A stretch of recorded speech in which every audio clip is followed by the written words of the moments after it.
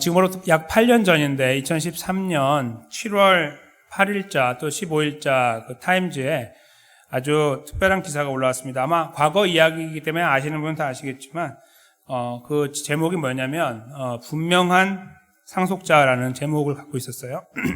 그 표지에. 그 내용이 뭐냐면 영국 왕실에 대한 내용이었습니다.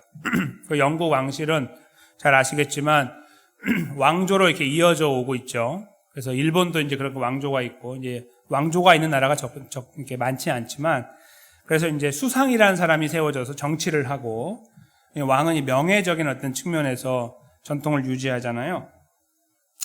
그 내용 속에 이제 어떤 내용이 담겨 있었냐면, 당시에 이제 이미 과거 이야기지만, 저희가 잘 아는, 이 엘리자베스 여왕이라는 사람, 이제 90대 중반을 지금 살고 있는 사람인데, 이 엘리자베스 여왕이 이제 그 가문이 실제로 이제 영국의 그 왕가를 이렇게 붙잡고 있을 때가 언제부터냐면 1917년부터인데, 그걸 저희가, 윈저 왕조라고 불러요. 윈저 왕조. 그 흐름들이 이렇게 흘러내려오고 있는데, 거기에 이제 네 번째 흐름을 붙잡은 사람이 이제 엘리자베스 여왕인데, 원래 남자가 태어났어야 되는 건데, 여자밖에 태어나지 않아서 이제 여왕이 된 거예요. 그래서 이제, 할 수 없이 이제 그 같은 귀족 중에서 남편을 골랐죠. 바로 필립 공이라고 하는 분, 한 몇 주 전에 세상을 떠났어요. 하나님의 부름을 받은 사람이 있죠. 나이가 거의 100세 가까이 됐거든요. 99.9세 정도 돼요. 4월에 생일이었는데 3월에 5월인데 4월에 돌아가셨으니까. 근데 그분과 혼인 관계에서 아들 셋과 딸 하나를 두게 되는데, 그 첫 번째 아들이 저희가 잘 아는 찰스 황태자예요. 이제 이미 70이 훌쩍 넘은 사람인데, 이미 오래전에 왕이 돼야 되는데 어머니가 살아계셔서 왕이 못 되고 있는 이제 그런 사람이죠. 그래서 황태자가 있는데, 그의 두 아들 이제 중에 첫 번째 아들 이름이 윌리엄인데, 그 윌리엄의 아내가 이제 캐서린 미들턴이라고 해요. 지금 여기 나와 있는 사진 중에 왼쪽에 사진이 좀 클리어하게 잘 보이시죠? 예전엔 잘 안 보였는데, 오른쪽에 있는 사진에 앞에 앉아있는 사람이 이제 그 가정이에요. 그리고 이제 뒤에는 그 부모와 동생 가정 이렇게 있는, 다 아실 겁니다. 근데, 캐서린 미들턴이라고 하는 사람이, 결혼할 때 세상에 화제가 됐거든요. 2011년이죠. 왜냐하면 이 사람은 평민이었거든요. 왕이 되면, 왕가에 들어오면 안 되는 사람이에요, 원래는. 근데 거의 한 300년 이상 동안 이런 일이 없었는데 이 일이 벌어졌다 해가지고 세상에 화제가 됐었어요. 그 이제 평민 가정 출신인데 비즈니스 하는, 거기에 사람과 이제 만나서 캠퍼스에서 이제 관계를 이제 그 과정을 지나서 이제 결혼하게 됐다, 이제 그런 건 됐죠. 근데 그래서 이 여인은 이렇게 신분이 이렇게 올라간 사람이에요. 이렇게 올라간 게 아니라 이렇게 수직 상승한 거예요. 결혼을 통해서 이제 그런 사람이 돼서 많은 사람들의 이제 부러움을 사기도 했죠. 근데 이 가정이 2013년 7월 22일에 이제 자녀를 출산해 아들이 나오게 되는데, 그 바로 나오기 전 몇 주 전에 타임즈에 나온 거예요. 뭐냐면 이 나오게 되는 아이가 남자이건 여자이건 영국에서 세 번째가 된다 이거예요. 영국 랭크가 세 번째다 이거예요. 왕위에서. 조그만 애기인데. 왜냐하면 이제 어머니, 지금 현재 저쪽 할머니인 그 엘리자베스 2세가 지금 현재 여왕으로 있지만, 그분이 세상을 떠나면은 찰스라는 분, 그 아들 70이 넘은 그분이 왕이 되고, 그분이 떠나면 그 아들 윌리엄이 되고, 윌리엄이 떠나면 바로 태어나는 아들이 된다는 거예요. 이름이 졸지인데, 이 사람이 이제 지금 나기도 전부터 세상에 막 화제가 됐던 거는 영국 랭크 세 번째가 태어난다는 거예요. 그런 의미에서 세간에 이제 화제가 됐는데, 이제 결국 아들이 났어요. 그래서 이제 이 아들이 얼마나 높은 위치에 있냐면, 말도 못하는 아이가 자기의, 그러니까 저기 삼촌이죠. 그러니까 지금 자기 아버지 동생, 저기 오른쪽에 서 있는 저 왕자보다 높아요, 랭크가. 그러니까 아버지 바로 밑이기 때문에 아버지 돌아가시면 저 삼촌이 되는 게 아니고 자기가 왕이 되는 거예요. 그래서 대단한 거예요. 사람들이 관심 모을 만하죠. 이제 여기 지금 왼쪽 사진에 서 있는 아이가 이제 나이가 좀 들어서 이제 서 있는 저 아이가 바로 영국에서 세 번째 랭크를 자랑하는 사람입니다. 이 아이가 갖고 있는 저 신분은 어떻게 주어졌냐면요. 출생에 의해서 주어졌어요. 출생. 그렇죠? 자기가 갖고 싶어 가진 게 아니고 그냥 태어났더니 알고 봤더니 자기가 왕의 후손인 거예요. 그렇게 주어졌죠. 근데 자기 어머니는 어때요? 태어나면서가 아니고 결혼이라는 관계를 통해서 이 높은 신분을 얻게 됐어요. 그 왕이 될 사람의 남편이면서 아내이면서 동시에 왕이 될 사람의 어머니, 그 놀라운 신분, 높은 신분을 결혼이라는 관계를 통해서 얻게 된 거예요. 두 사람을 여기서 이 하나의 가문에서 만나게 되는 거예요. 왕 가문 빼고 이 왕의 엄청난 가문에 들어온 사람이 둘이 있는데, 두 종류가 있는데, 하나는 태어나면서 갖게 되는 사람이 있고 하나는 이런 결혼을 통해 들어온 사람이 있다 하는 거죠. 아들도 그렇지만요, 이 태어난 졸지라고 하는 그 아들도 그렇지만, 저는 이 여인에 대한 생각을 좀 해봤었어요. 캐서린 미들턴이라고. 이 사람이 이 왕가에 들어올 때요, 세상에 뉴스가 많았는데 그 중에 하나가 뭐냐면, 이제 저 왕 가문이 이 사람 비즈니스에서 나오는 물건들을 살 거기 때문에 저 가문은 이제 엄청난 부자가 될 거라는 거예요. 지금 이미 부자인데 엄청난 부자가 될 것이다라면, 배가 아프니까 뭐 그런 기사들이 막 나왔어요. 이렇게 막 나왔었어요, 세상에. 예, 실제로 그렇게 살죠, 지금. 네. 근데 그거 뭐라고 할 겁니까, 저희가? 그 가문에 못 들어간 게 그냥 마음 아플 뿐이지. 부러울 뿐 아닌가요? 근데 그렇게 왕 가문에 들어온 사람이 가지고 있는 생각이 두 가지가 있어요. 하나는 자기가 살아왔던 가문을 돌아보는 마음이에요. 무언가 더 주고 싶은 거죠. 자기 부모에게 더 주고 싶고, 더 잘해주고 싶어요. 왜냐하면 나를 이렇게 잘 키워서 내가 이 가문에 들어왔으니까, 그렇죠? 거기에 저희가 뭐 이런코 저런코 말할 수 있지만 다 부러움에, 결론은 부러움 때문에 나오는 거 아닌가요? 그렇죠? 근데 반면에요, 이 미들턴이라고 하는 사람이 갖고 있는 또 하나의 측면이 있어요. 그건 뭐냐면, 이미 왕가에 들어와서 왕의 그 후손을 지금 케어하고 있는 사람이라는 거예요. 그렇죠? 엄마로서 또 아내로서. 그 부분을 망각하면 문제가 있는 사람이지만 그렇지 않으면 문제가 없어요. 그 역할을 잘해서 이 왕가가 계속 이어져 나갈 수 있도록 역할을 하면 되는 거예요. 이 사람이 갖고 있는, 이 결혼이라는 관계를 통해 새로운 신분을 가진 사람이 갖고 있는 책임이 두 가지가 있다는 거예요. 그래서 저희는 그거를 뭐 이러쿵저러쿵 말할 수 있지만 그건 자연스럽게 주어진 것이고, 그가 그걸 잘하면 잘하는 거다, 이제 그렇게 생각할 수 있는 거예요. 왜 이런 엄청난, 저희하고 별로 관계없어 보이는 이야기가 저희가 이렇게 함께 나누게 됐나요? 이 바로 소중한 어머니 주일에 말이죠. 바로 저희가 오늘 읽었던 본문이 이 내용을 고스란히 갖고 있기 때문이에요. 이 본문이. 그렇게 캐치하신 분도 계시겠지만 그렇지 못하신 분도 계시겠죠. 어째서 이 본문이 그런 내용을 가지고 있을까요? 저희가 한번 이 본문을 들여다보면은 그 내용을 저희가 볼 수 있을 것인데, 한번 이 상황을 잠깐 저희가 헤아려보고 우리에게 주시는 이 말씀의 의미가 무엇인지를 또 헤아려보는 시간을 가지면 좋겠습니다. 예수의 모친과 그 동생들이 왔다라고 하는 19절의 표현을 잠깐 저희가 보겠습니다. 예수님의 모친은 누구를 말할까요? 마리아이죠, 당연히. 근데 예수님의 동생분들에 대해서 모르시는 분들이 많으셔서 잠깐 말씀을 드려야 되겠습니다. 예수님은, 그러니까 요셉과 마리아의 관계, 그 부부 관계 속에서 태어난 육신의 관계, 육체적인 관계를 통해 나온 아이가 아니고 성령님의 잉태하심을 통해서 그러니까 그 태만 빌려서 나왔다고 제가 2년 전 크리스마스 때 설명을 드렸습니다. 그러니까 마태라는 분이 예수님의 탄생을 설명할 때 예수님이 태어났다라는 단어를 이렇게 예수님께서 마리아의 몸속에 태어났다라는 표현을 썼다고 제가 말씀드린 적이 있어요. 아마 너무 오래돼서 기억이 안 나시겠지만, 예수님은 그러니까 컨셉션, 영어로 임신이 됐다, 잉태가 됐다라는 표현을 쓰지 않고 태어났다 이렇게 표현을 써요. 어디로요? 마리아의 태중으로. 그러니까 이미 거기에 출생이 된 거지, 거기에 있는 어떤 영향을 받으며 태어난 것이 아닌 것을 드러내고 있어요. 그렇게 예수님께서 출생하신 이후에 동생들이 태어나요. 이제 육체적인 관계를 통해서. 그 이후부터 4명의 동생, 남자 동생과 2명 이상, 그러니까 복수로 설명되기 때문에 2명 이상의 여자 동생들이 태어납니다. 성경에는 숫자가 안 나오는, 남자들만 나오는데 4명이 나와요. 그래서 그 동생들을 중심으로 왔을 가능성이 있어요. 제가 이제 여기 적어놓지 않았지만 마태복음 13장 55절에 정확하게 나오는데요.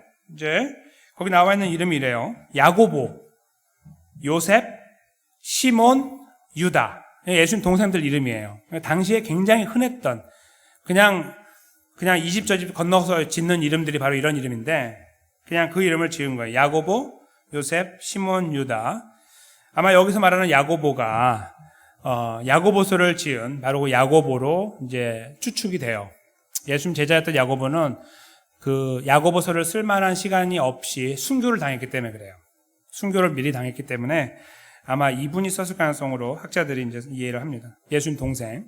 그래서 야고보를 포함한 이 동생들이 있고 여자 동생들이 있는데 이름 없지만 그들이 모여서 왔어요. 온 거예요. 그래서 예수님 모친과 동생들이 왔다. 이제 상황을 설명하고 있습니다.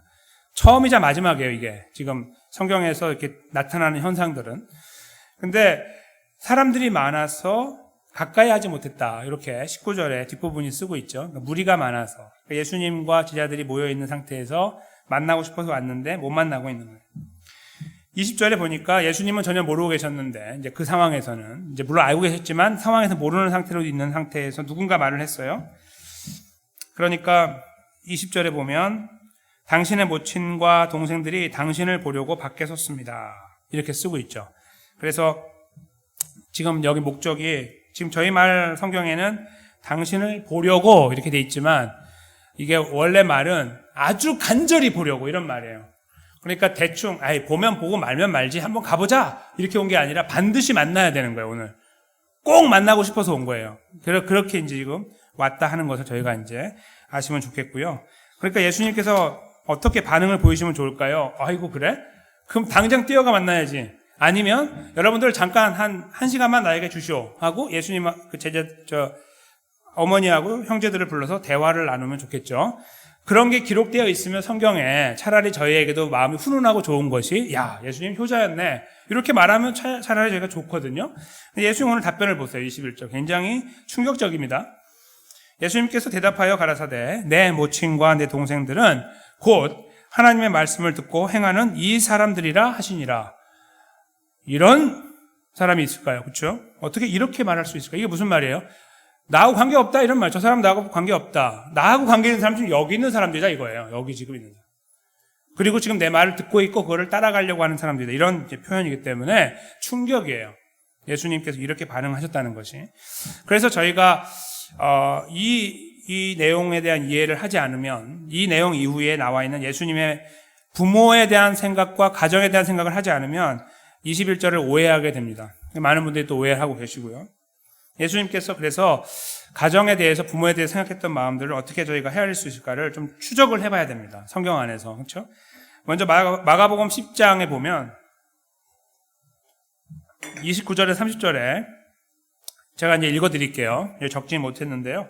예수께서 이르시되 내가 진실로 너희에게 이르노니 나와 복음을 위하여 집이나 형제나 자매나 어머니나 아버지나 자식이나 전토를 벌인 자는, 다 벌인 자는 현세에 있어서 집과 형제와 자매와 어머니와 자식과 전토를 100배나 받되 박해를 겸하여 받고 내세에 오는 세상에서 영생을 받지 못할 자가 없다. 이렇게 말씀하셨어요. 이 내용을 이렇게 가만 들여다보시면 어떤 느낌이 드십니까? 앞부분에 다시 읽어드리면 나와 복음을, 예수님과 예수님 복음을 위하여 집이나 형제나 자매나 어머니나 아버지나 자식이나 전토를 벌인 자는, 이렇게 했거든요. 버려라. 그런 느낌이 여기 들어요. 그래서 예수님이 어떻게 이런 말씀을 하실 수 있을까라는 이제 저희 생각을 해보게 돼요. 왜냐하면 버린다는 말이 너무 충격적이니까. 근데 원래 이 말은 버린다는 의미가 아니고 떠난다는 말이에요. 떠난다는 말. 창세기 12장 1절에 나와 있는 내용을 제가 조금 더 설명을 드리기 위해 말씀을 드리면, 하나님께서 아브라함이라는 사람을 부르실 때에, 그 사람을 부르실 때에, 너는 내 친척 아비집을 떠나 내가 너에게 지시하는 땅으로 가라. 이런 표현을 창세기 12장 1절에서 하셔서 아브라함을 부르시거든요. 근데 여기 보면은 동사가 두 개가 나와요. 하나는 떠나라, 하나는 가라, 이렇게 나와요. 그래서 떠난다는 거는 그동안 본인이 몸담고 있던, 조금 더 깊은 의미를 보면 자기 삶의 근거가 되는 것을 다 이렇게 떠나라, 거기에 의존하지 말고 그 자리를 떠나라, 그런 의미가 있고, 다른 의존할 것으로 가라, 그런 의미가 있는 거예요. 그 의존이 바로 하나님이시고 하나님이 그 걸음을 인도하시겠다 그런 의미거든요. 그래서 아브라함이 그러 순종하여 따라가게 되는 것을 성경에서 읽게 돼요. 지금 예수님 말씀하시는 떠나라는 말이 바로 이 단어예요. 일맥상통하는 거죠. 그러니까 예수님께서 하신 말씀은 예수님을 믿는 사람들은 그 삶의 이 근거가 되는 것을 그동안에 가지고 왔던 것을 떠나서 거기에 의존하지 않고 예수 그리스도로 의존해야 된다는 의미를 이 마가복음 말씀에서 말씀하고 계시는 거죠. 그러니까 다 버려버려라, 소용없으니까, 그런 의미가 아니라 그 근거, 너를 붙잡고 있고 너가 그렇게 의존하고 있는 것을 떠나서 나를 의존하라, 그런 의미가 이 표현 속에 담겨 있다는 거예요. 그리고 나서 예수님께서 실제로 이스라엘 사람들, 당시 2000년 전의 사람들 중에 행했던 여러 가지 악습 중에 하나가 있는데 그거를 지적하신 게 있어요. 뭐냐면 고르반이라고 부르는 게 있어요. 고르반. 이거는 그러니까 그 말의 의미는 뭐냐면 하나님께 드렸다, 그런 말이에요. 고르반, 이 말은 하나님께 드렸다, 그런 말인데 그 당시 사람들이 물론 생활이 어렵죠. 지금 식민지에 살고 있으니까 어렵지만 부모를 돌봐야 되는 것이 당연히 성경에서 효를 행하는 것이 근본으로 가르쳐지고 있는 상태에서 이 고르반이라는 말이 굉장히 그들에겐 유용한 말이 됐어요. 왜냐하면 너 그래도 부모가 그렇게 힘들어하는데 좀 잘 돌봐드려야지, 이렇게 말하면 고르반 이렇게 해버리면 끝나는 거예요. 무슨 말이냐면 나 다 하나님께 드렸는데, 이렇게 말하는 거예요. 나 하나님께 다 드렸어, 내 모든 책임을 다 했어, 그런 의미로 고르반을 던졌어요. 그 말을 예수님이 그걸 가만히 듣고서 굉장히 분노하셨습니다. 화가 나셨고. 무슨 말씀이냐면 내가 가지고 있는 거에서 어느 정도 정해서 이거를 하나님께 드렸으면 나는 모든 인생의 책임이 끝나다는 거예요. 부모를 돌보지 않아도 된다는 거예요. 왜냐하면 하나님께 드렸으니까. 고르반 끝났으니까. 하나님만 섬기면 되니까. 이런 말을 했다는 거예요. 그리고 양심의 가책이 없어요. 부모가 굶어 죽어도, 헐벗어도. 예수님 그걸 보시고서 그게 잘못되어 있음을, 즉 고르반이라는 말을 그렇게 사용하고 있는 이스라엘 사람들의 그 이기적인 생각을 질책하신 거예요. 저희가 그럴 수 있잖아요, 그렇죠? 이렇게 어렵고 힘들면 당신 그래도 좀 돌봐야 되는 거 아니야, 부모를? 그러면 저희도 모르게 그거 맞지만 그래도 내가 가장 먼저 하나님을 섬겨야 되기 때문에 하나님께 드렸으니 남은 게 없네요, 이렇게 그냥 말할 수 있잖아요. 사실 그런 분들이 오늘날에도 많이 계시잖아요. 그렇죠? 이 책임에 대한 것을 회피하기 위한 수단으로 하나님 말씀을 사용하는 경우이죠. 지금 그런 경우에 대해 예수님이 참지 못하시는 것, 그것을 고르반 그 사상 속에서 담아내시고 계시는 거예요. 그러니까 예수님께서 여기까지 지금 설명을 잘 보시면 마치 가정을 다 버리는 것처럼 설명했던 내용은 그런 말씀이 아니라 삶의 근거를 떠나라, 예수 그리스도를 바꿔라는 말씀이었고, 동시에 지금 여기에 지금 드러나고 있는 고르반이라는 이야기를 보면 예수님은 하나님 핑계로 부모를 소홀히 여기는 것을 용납하지 않는다라는 것을 하셨다는 거예요. 그 다음에 예수님 십자가에 돌아가시는 그때에 요한이란 제자와 그 육신의 어머니 마리아와 몇 여인들이 십자가 밑에서 돌아가시는 예수님 장면을 바라보고 있었거든요. 그때 예수님께서 요한을 부르고 어머니를 한 번씩 불러요. 어머니를 불러서 앞으로 요한이 어머니를 책임질 겁니다를 간략하게 말해요. 어머니 보소서, 당신의 아들입니다. 그리고 요한한테 말하기를 보아라, 너의 어머니다, 이런 말씀을 통해서 서로 이렇게 연결을 해줘요. 즉 이 육신의 어머니의 걸음에 대한 육신의 아들로서의 역할을 하고 계시는 거예요. 돌아가시는 그 어려운 가운데서도 그 부분을 하고 계시는 거죠. 즉 예수님은 굉장한 효자였으며, 그리고 육신의 어머니에 대한 그런 마음이 굉장히 갸륵했고, 동시에 그런 것들을 이렇게 하나님 이름 빙자해가지고 막 대충 살고 있는 사람들을 굉장히 심하게 질책하시는 자리에 서 계셨다, 이렇게 볼 수 있습니다. 그러니까 그런 의미에서 예수님은 이렇게 다 버려버려라 이런 말씀을 하실 분이 아니고 그렇게 하신 적이 없고 그런 의미가 아니었다라는 것을 알게 되고 오히려 그걸 강조하고 있다는 걸 보게 됩니다. 근데 한 가지 더 가정에 대해서 말씀하신 것이 있어요. 그걸 저희가 함께 이해해야 되는데, 마태복음 10장 그 34절 이하에 이제 보시면 어떤 말씀이 나오냐면, 내가 이 땅에 온 것은 가정의 가정의 행복하고 평안한 가정에다가 불을 던져버리러 왔다. 이런 표현을 쓰시는 내용이 나와요. 그러니까 마치 평화로운 가정을 다 깨버리고 다 풍비박산 만든 다음에 거기서 끄집어내가지고 내 제자를 삼고 뭐 이런 것들을 하는 것처럼 이 표현이 이해가 되는데, 그런 표현이 아니라 여기서 하고자 하는 말은 예수 그리스도 따르게 되면 미움을 받는다는 거예요. 가정으로부터 버림을 받을 때까지 갈 수 있고 심지어 죽음까지 당할 수 있다라고 하는 그 상황을 설명하시기 위해서 마태복음 10장 34절 이하의 말씀을 주셨습니다.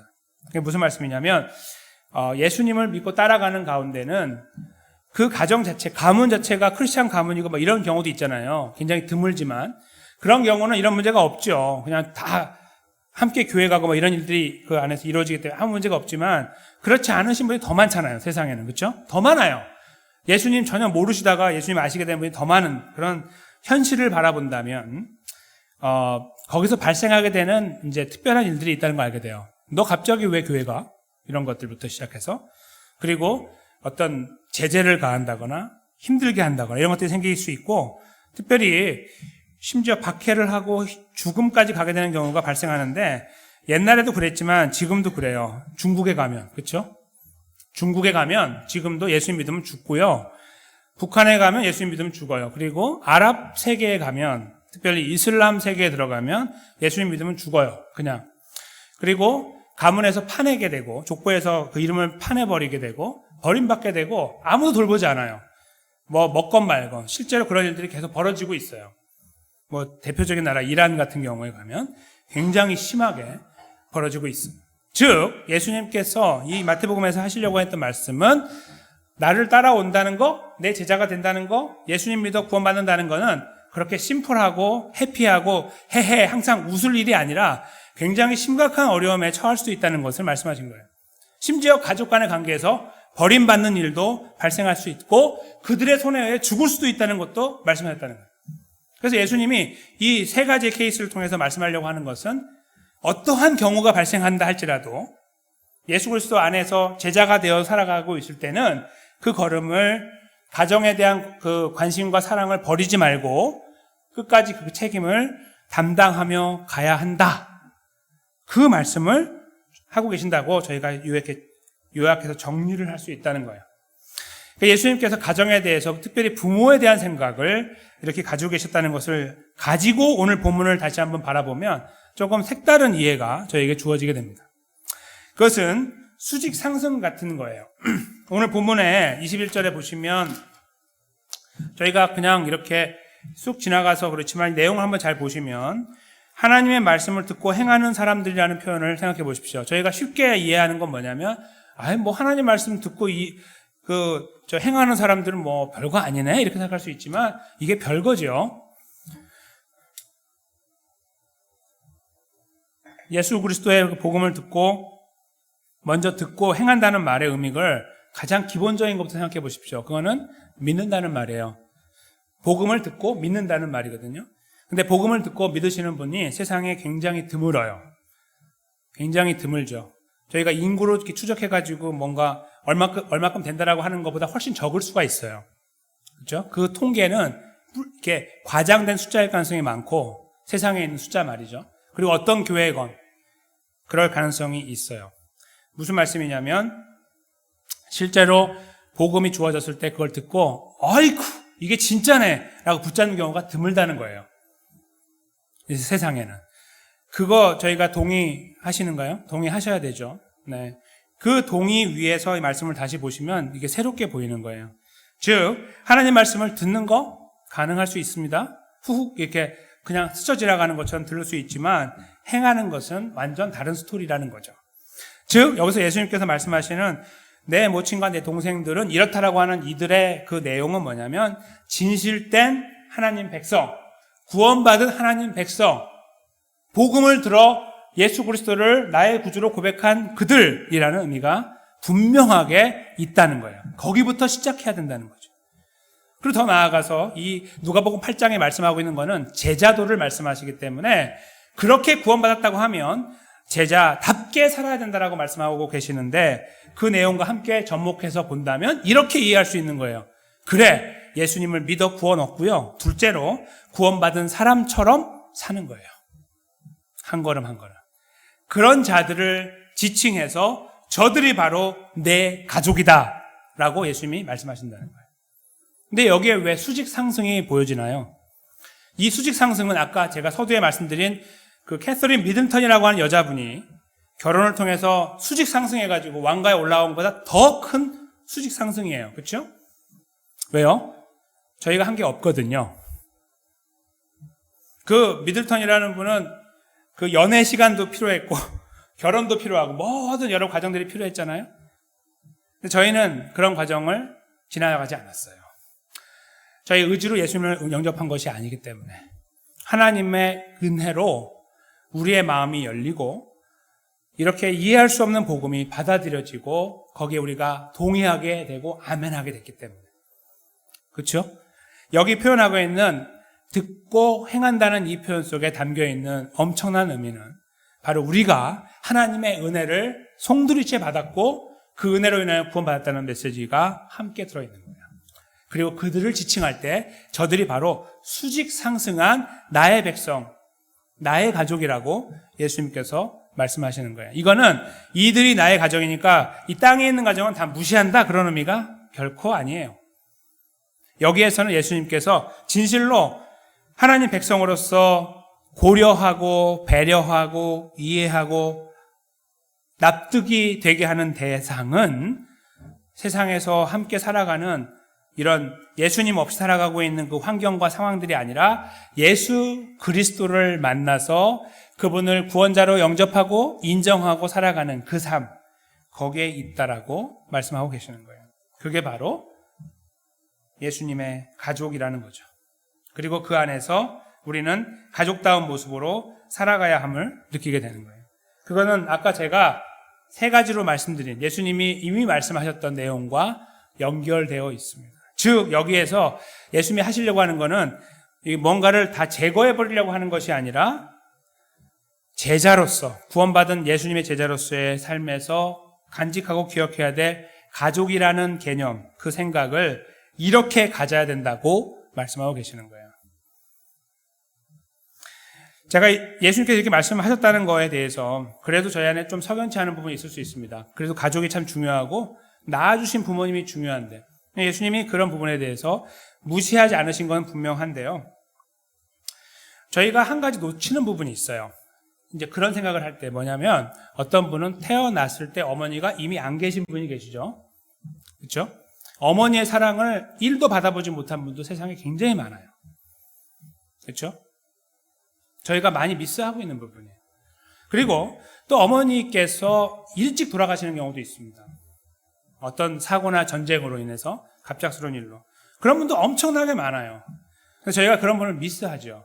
그러니까 저의 생각 속에 어머니는 마치 이제 육신의 어머니를 생각하다 보면 장수하고 계시는, 그렇죠? 지금도 살아 계시는 뭐 이런 어머니에 대한 생각으로 많이 연결이 돼요. 그러면 많은 분들이 소외가 됩니다. 심지어 교회 안에 많은 분들이 소외가 돼요. 왜냐하면 그런 어머니의 사랑을 경험하지 못하셨고 또 오히려 박해를 당하신 분도 계시거든요. 어머니로부터 버림을 당한 분도 계시고 그렇잖아요. 그런 분이 교회 안에 얼마나 많이 계세요. 드러나지 않지만 그런 분들하고 대화가 되지 않아요. 이 복음은 그래서 잘못된 복음으로 전파가 되는 거예요. 행복한 사람들을 위한 복음. 그냥 괜찮은 가문들만 받아들였을 때, 아, 그래, 저거 내 이야기다. 아, 그래, 부모한테 잘해야지. 어머니 장수하시는데 지금 100세, 120세인데 내 끝까지 잘해야지. 이런 이야기를 한단 말이죠. 옆에서 이미 자기가 어렸을 때 코 올리고 있을 때 돌아가신 그 어머니에 대한 기억이 거의 없고 슬픔밖에 없는 그분 앞에서 그렇게 한단 말이에요. 자랑질이죠. 그렇죠? 자기도 모르게 자랑질하는 거예요. 그런데 우리가 그 부분을 미스하면 이 복음의 능력이 감소가 돼요. 복음은 그렇지 않고 더 큰 걸 포괄하고 있는데 마치 그것이 진짜인 것처럼 마치 성경은 효도를 가르치는 것처럼만 생각하게 된다는 거예요. 효도는 세상에 다 아무데나 배울 수 있어요. 아무데나. 특별히 동방 예의지국 한국에서는 어디를 가도 효가 이렇게 드러나 있고 배울 수가 있습니다. 다 육신의 효예요. 잘 보시면. 지금 계신 부모에게 잘해라. 어머니가 돌아가시냐? 그럼 아버지한테 잘해라. 이런 이야기 듣잖아요. 그렇죠? 그런 거예요. 부모가 다 돌아가셨는데요. 그럼 주변에 계신 어른들한테 잘해. 이런 거 듣잖아요. 성경에서 그 이야기를 하고 있다고요? 물론 어른들을 향해서 케어하고 돌보는 일들이 필요하지만 오늘 본문은 전혀 다른 메시지를 주는 거예요. 훨씬 더 깊이 있는 거예요. 그건 무엇이냐면요. 이 공동체라는 거예요. 공동체 안에서, 즉 교회라고 부르는 믿음 공동체, 구원 공동체 안에서의 시각을 가지라는 거예요. 나의 부모, 육신의 부모도 중요하지만 마치 미들턴이라는 분이 자기 가정에 왕가에 있지만 생각하는 것처럼 여기도 생각해야 되지만 이제 새롭게 시작된 이 새로운 가문에 대한 생각들을 해야 된다는 거예요. 즉 어쩌면 내가 섬길 수 있는 부모가 없는 분도 계시고요. 그리고 이제는 내가 섬김을 받아야 되는 분도 계시잖아요. 그렇죠? 여기 계신 분들 중에 지금도 누구를 섬겨야 되는 분이 계시는가요? 그런 분도 계시지만 연세가 지긋하신 분들은 지금 내가 누구를 섬겨 아무도 없는데 내가 제일 위인데 이런 분은 내가 섬김을 받잖아요. 이게 말이 안 맞는 거예요. 누구를 섬겨요, 우리가. 그렇죠? 이게 말이 안 돼요. 그 교회 안에서 우리가 돌아볼 때에도 뭐 누구를 섬긴다는 이런 생각에 조금 오해의 여지를 저희가 갖게 돼요. 근데 예수님께서 오늘 하신 말씀을 저희가 다시 한번 생각해 보면 이래요. 하나님의 자녀, 하나님의 가족이 된다. 예수 그리스도의 식구가 된다. 이 내용을 예수님이 말씀하시면서 그 기준은 이 복음을 듣는 자, 행하는 자, 다른 말로 하면 듣고 예수님을 영접한 자라고 기본적으로 전제하고 말씀하신다면 저희 여기 계신 모든 분들, 우리가 정말 그 믿음을 갖고 있다면 우리는 다 한 가족이라는 거예요. 한 가족. 그리고 저게 한 가족이 된 저희들은 그러므로 옛날 가족은 다 무시하는 게 아니라 한 가족으로서 여기에서 이 새로운 관계들을 형성하고 여기에서 돌아보고 내가 섬겨야 될 것도 찾고 하지만 우리 가족을 돌아볼 수 있는 시간들이 필요해요. 어버이 주일에 특별히 젊으신 분들 같은 경우는 오늘 식사는 어디서 하지? 이런 거 생각하는 분들이 있죠. 그렇죠? 그리고 어떻게 내가 어떤 선물을 드려야 될지 이런 거 생각하는 분도 계시지만 그렇지 못하신 분들도 계시죠. 그런 여건이 계신 분들은 거기에서 충실하게 그 여건을 감당하시면 돼요. 그렇죠? 부모를 잘 섬기고 특별히 어머니를 잘 생각하고 감사합니다를 말씀드릴 수 있는 기회가 되면 말씀드리면 됩니다. 그건 한켠에 우리들이 가지고 있는 공통 분모가 아니고요. 누구는 가지고 있고 누구는 갖지 않은 거예요. 이거. 누구는 가지고 있고 누구는 없는 겁니다. 이걸 저희가 오늘 다시 한번 생각하고 감사할 수 있습니다. 그러나 하나님 백성의 우리들은 우리 모두가 가지고 있는 것이 있습니다. 그것이 무엇일까요? 아까 그 수직 상승을 했던 이 미들턴이라는 여인하고 다르게 특별한 그 관계에서 왕위를 이어가는 사람이 있었잖아요. 조르지라고 하는 왕자. 출생이라는 걸 통해서. 무슨 노력에 의해서가 아닌, 그렇죠? 아까 제가 노력에 의해서가 아닌 것을 말씀드린 그 과정에 하나님의 은혜가 있다는 것을 말씀드렸잖아요. 저희가 하나님의 은혜로 예수님 믿는 믿음으로 구원받았다고 하면 이 엄청난 구원 사건에서 실제로 힘있게 역사하신 분이 누구예요? 하나님이시죠. 그 역사를 완성하신 예수 그리스도이시죠? 우리의 마음을 열어주신 성령 하나님이시죠. 우리의 수직 상승, 이 신분이 죄인에서 의인으로 지옥의 백성에서 하나님 나라 백성으로 바뀌는 이런 과정의 수직 상승의 역사의 주인공은 성삼위 하나님이시라는 거예요. 그걸 잘 생각해 보세요. 우리의 부모와 같은 거죠. 그렇죠? 우리에게 새로운 생명을 주셨어요. 우리에게 새로운 신분을 주셨어요. 노력해서요? 아니요. 은혜로 그냥 기부하신 거예요. 그냥 훅 주신 거죠. 우리의 부모와 같아요. 저희 모두의 공통 부모가 되는 부모. 뭐 어머니라는 단어도 괜찮아요. 물론 그것만 말하면 안 되지만 성경에서는 아버지 하나님으로 말씀하기 때문에 그렇죠? 어떤 경우이건 우리의 부모와 같은 존재. 그걸 저희가 다시 한번 이 말씀에서 만나는 거예요. 이 육신의 부모의 관계는 다 깨어져 버린 분도 계시고 생각하기 싫은 분도 계시고 생각할 수 없는 분도 계시고 그걸 누릴 수 있는 분도 계세요. 가지각색의 그 분들이 함께 계시지만 예수 그리스도라는 복음 안에서 우리는 새로운 것을 보는 거예요. 우리의 아버지 하나님, 우리를 죄와 사망에 택하신 하나님, 우리가 그렇게 아버지로 부르는 하나님, 우리의 부모와 같은 존재였던 성삼위 하나님께서 우리를 택하시고 구원하였다는 사실, 그걸 다시 한번 바라본다는 겁니다. 그걸 저희가 바라볼 수 있을 때에 행여 저희가 섬겨야 되는 부모가 계시거나 어른이 계실 때 저희가 진심으로 그 일을 할 수 있어요. 어떠한 조건도 마다 않고. 오늘 예수님께서 말씀하신 것 중에 하나가 그렇게 살다가 힘들 수도 있다라고 하는 그 모든 조건들도 다 이겨내면서 할 수 있는 거예요. 하지 말라고 해도. 왜요? 하나님 아버지께서, 우리의 영적인 부모 되시는 하나님, 성삼위 하나님께서 우리를 택하시고 구원하셔서 수직 상승하시고 우리의 가문을 바꿔버리시고 영광스러운 가문으로 나를 바꿔버리신 그 은혜를 알기 때문에, 그 은혜를 알기 때문에 우리는 그 자리에 설 수 있습니다. 그리고 그것은 확장되어 나갈 수 있어요. 우리 공동체, 믿음 공동체 안에서 옆에 계시는 분들을 돌아볼 수 있습니다. 어르신들도 돌아볼 수 있고 우리 후배들도 돌아볼 수 있어요. 내가 어른답게 더 잘 살아야 되는데 라는 생각도 하실 수 있고요. 내가 어른을 더 잘 섬겨야 되는 데를 생각할 수도 있습니다.